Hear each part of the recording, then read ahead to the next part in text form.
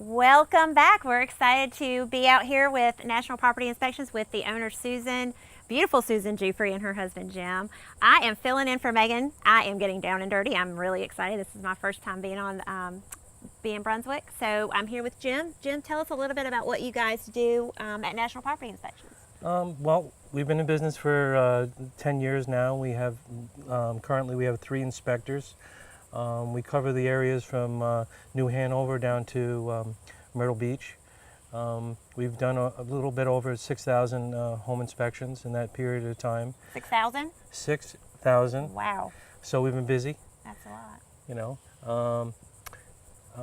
We're one of the premier inspection companies in this area, and we enjoy working with a lot of the homeowners and the realtors in the area. So give us a summary of what type of inspections you do. Like, what does that mean? What do you do? Well, generally it's for people who are looking to purchase the home, and they want to kind of get a good overall picture of what they're going to be purchasing, So we start from the roof, and we go all the way through the house and then into the crawl space, or depends on what type of foundation it is.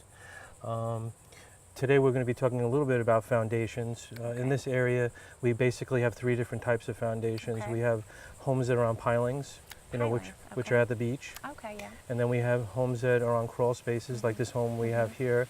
And then we have homes that are on a concrete slab. Right. And we're going to be talking about a little bit about that today. Awesome. Well, we're going to go ahead and go get started and get down and dirty with being Brunswick. All right, we're getting ready to do our first inspection, and we're going to do a roof inspection.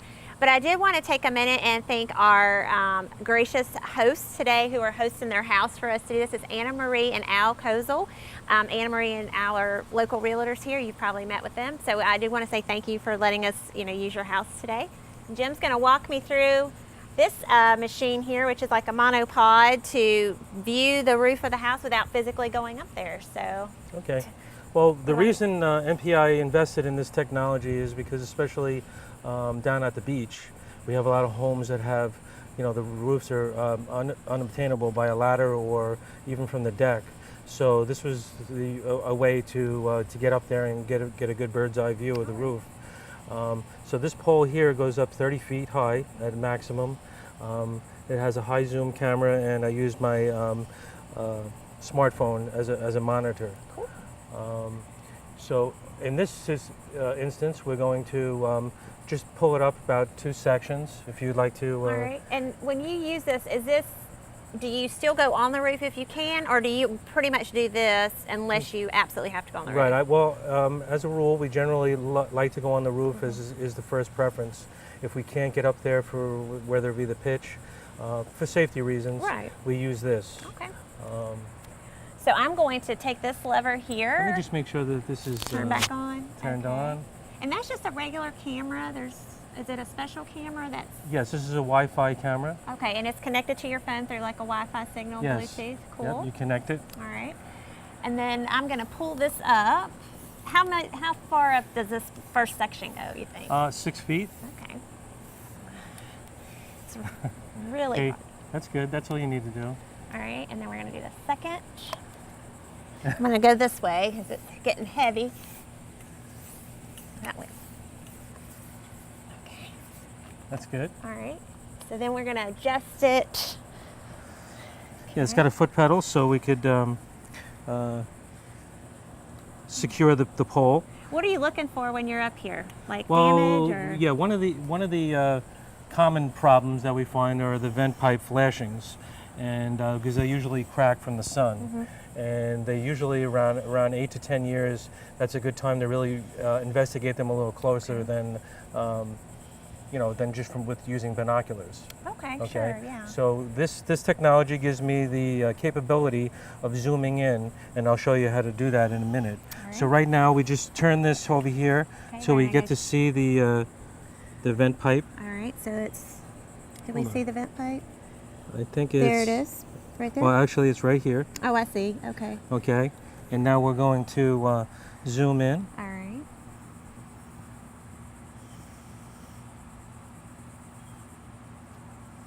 It almost is hard to see because it's such a small thing. I'm going to turn it some more.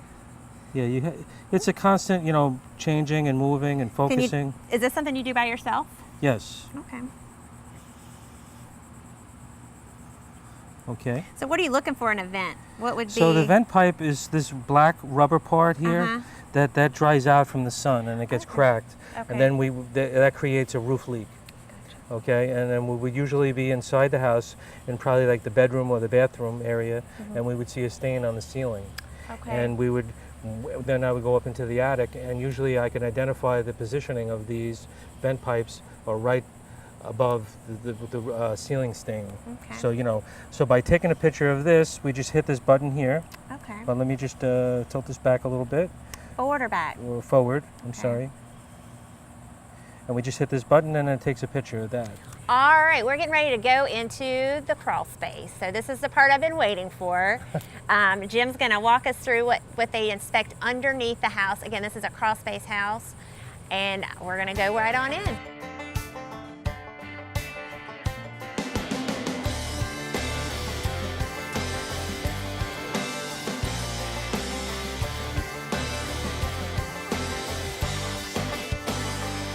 So Jim, we're under the house and under the crawl space here, and it's a very nice crawl space, I'll have to say, and we're in front of a dehumidifier. So talk us through what you would do underneath the house as far as inspecting it. Okay.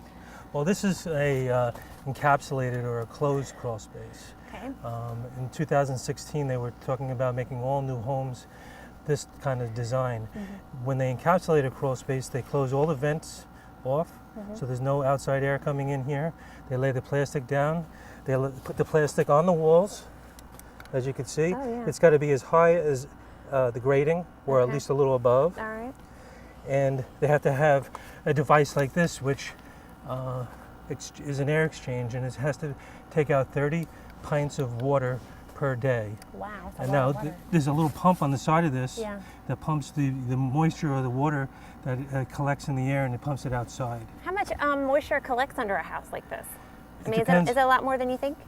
I think so, yes. And does the coast is it more prevalent on the coast with Yes, it the being coast. near the water? That's why encapsulated crawl spaces are becoming more and more popular here, because we have a high humidity content. Right.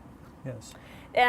So this is pretty much a very good item to have under your house to kind of Yes. keep the moisture and the mold down. Yes, it's a lot of people are going to this type of concept in their crawl space, because what's happening is if you have a high moisture content in the crawl space, the wood members located above us, these are the floor joists, Okay, yeah, right here. get mold growing on them. On the wood? On the wood. I didn't know that. Because the high moisture, like just the beads of water will sit on the floor joists, Okay. and because it can't dry out, because it's so moist and humid, it just creates mold. Mold grows on it. Wow. So, and also if you have hardwood floors, they cup.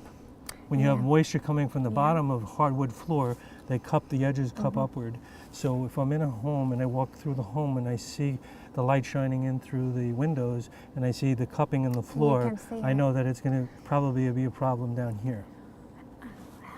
What's the square footage of this home down here? And this is amazing how deep this goes. I mean, it's... Yes, I would think this home here is roughly about 2,400 square feet. Yeah, okay. It's hard to, I don't know because of the height of it, what Right. it actually is. Gotcha. but, Okay. So what would you be inspecting besides the mold? Would you look at insulation? Well, and the see? first thing what I do is I make sure that this plastic there's no rips or. Okay. So from 2005, they required the crawl spaces to be at least 80% plastic vapor barrier down on the ground. Okay. But when you encapsulate, like I said, you got to put it on the ground. You got to put it up the columns. You have to leave a minimum of a 3-inch gap at the top for the termite guys to do their inspection. And if they have to treat, that's where they would treat, Gotcha. right along the top. I see. That's why they leave that those open areas. I see. Okay. Well, that's good. So we look at that. We make sure that there's no mold on the floor joists. And we make sure all the joists are laying flat or squarely on the piers. Yeah. Okay. All right. And then we look, in this case, we have insulation is exposed. So when you have a crawl space that has high moisture, what happens is it looks like spider webs. It'll all start hanging or pulling down from the ceiling because it gets wet, it gets saturated, and it starts pulling down. Okay. Now, as a home inspector, the only time we have to move the insulation is when we see drain pipes. Like, so you like literally put your hands in it and just kind of move it Yes. around and kind of Yes. feel it. Okay. you know, Great. and if there's a sand-filled porch, like these front steps here have sand filled, and then they put brick and concrete. Okay. Because termites love to, that's where they love to live in the sand. So we would go in the front of this crawl space, and we would look along the top to see if there was any termite activity. So that's part of your inspection is for termites. Just Yes. like a curious, just Like a inspection. basic, Yeah, yeah, nothing, basic. nothing in depth, but just Yeah. if you see something that looks like it might be a termite, then you put that in your inspection notes. Yes, like Gotcha. that insulation that's hanging I down see over that, there in yeah. the front. I would note that. I would note that plastic over there that's pulling off the wall needs to be fixed. Okay. And then I would go, because I come in here at the last part of the inspection after I run all the showers and the toilets and the sinks. Oh, so you look for So then water. I look at all the drain pipes, and especially because there's plastic on the ground, if there's any water puddling or pooling. Well, that makes it easy to find with the plastic down. I Right. mean, you aren't like looking for wet dirt or anything. Right. Okay. And then also another thing is the water heater. Usually the drain pipe comes down here, and I have to make sure that it's drained outside of the crawl space as opposed to dropping water into the crawl space. So have you ever found any critters when you're out here doing these inspections? I've seen a lot of nests where they nest up into the eave part of the yeah. crawl space.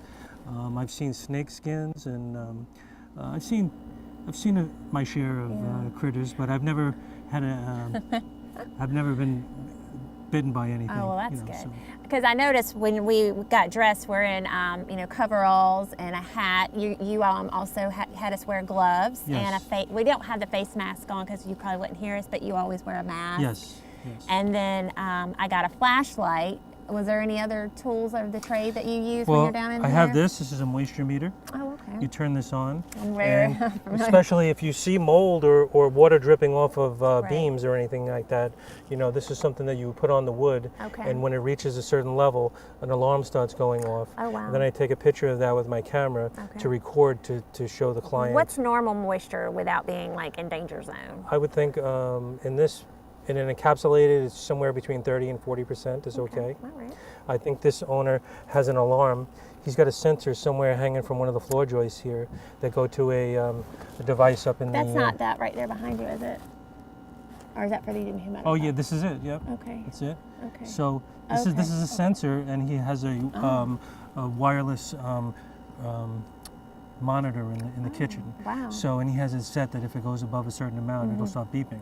Wow. So then he knows either the dehumidifier turned off, it's clogged, or there's a problem. There's a water leak Okay. or something Well, down that's here. great. That's So yeah, kind so, of so he doesn't have to be down here all the time. That will be able to tell him if there's a problem. Any other tools? And then the other thing that I have is just a something to probe the wood. If I seen wood that's dark in color, or if it's got mold on it or something like that, then I Just a normal- probe it and I stab the wood. So that's a special tool called a screwdriver. There Screwdriver, that you yeah. use. Okay. You keep it simple. Yeah. You would stab the wood to see if and if there was a problem, it would go like right into it, right through it. Gotcha. Yeah. So this so all it's- looks pretty solid, huh? Yeah, this is pretty solid. This is good, in good shape. Good. All right. Anything else? No, I think that's it. Okay. So we have talked about the type of inspections you do. You do residential, commercial. You guys been in business for 10 years. You do everything from top to bottom, inside. Yes. Is there anything else that we might have missed that you feel is important that we should discuss that people know about? No, just that we, as National Property Inspections, we believe in investing in technology in order to give our clients the best inspection that we can, and we try to be as honest as we can, although sometimes we're ridiculed for being too picky Or detailed, or maybe? too detailed. There we go. But we feel that that's what we need to do. And people can call you before they sell their house, or if someone's buying a house, Yes. or a commercial property, to kind of check it out and Yes. make sure they're getting a good investment. Yes. Well, we appreciate the time. I appreciate you guys spending a few hours with us getting this going, and we learned a lot more about what you do and how you do it. Again, we appreciate Anna, Marie, and Al for allowing us to use their home today, and of course ATMC, and always And being I give here. you guys a lot of credit for suiting up and coming in here to see what I do every day. Yeah, You know, and I mean, you do this in all weather. I mean, it's Yeah. not, you know, oh, it's a pretty day, let's go do this. It's rain, shine, you know, whatever. I mean, I Yeah. know some weather would affect it, but it's cold or it's hot. I Yeah. mean, it's not usually anything in between there, Yeah. is it? You know, we try to, for demonstration purposes, you know, we've chose this particular crawl space because it's as clean as you're going to get. So, you know, it would be, at least it's easy for you guys, or Yeah. it's nicer for you guys to see. But this is what we do, and I appreciate you giving us the time and to explain to some of the people out there and show them, All right. you know, what we do.